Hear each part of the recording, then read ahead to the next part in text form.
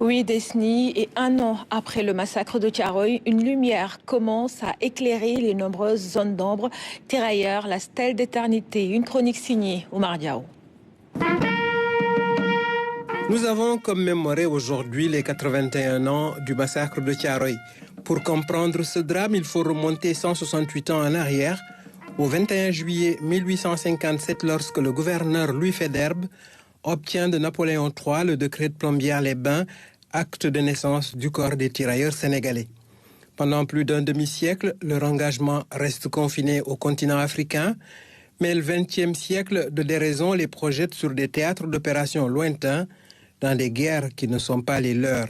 Arrachés à leurs tropiques ensoleillés, ils affrontent la grisaille d'automne et d'hiver rigoureux. Leur sang, aussi rouge que celui des Blancs, que lors des terres enneigées et hostiles où rôde constamment la mort. Après avoir survécu à 1000 périls, l'heure du retour a enfin sonné.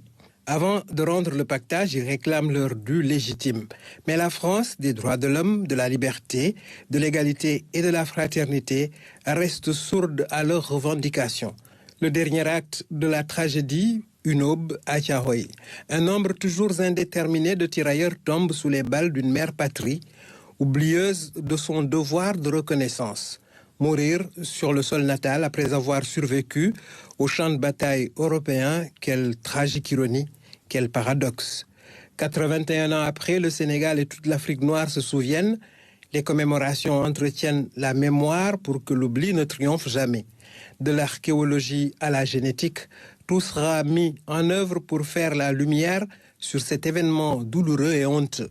Et sur le calvaire, ce chemin de tourment entre le cimetière et le camp de Thiaroye, une stèle s'élèvera bientôt à la mémoire de tous les tirailleurs sénégalais.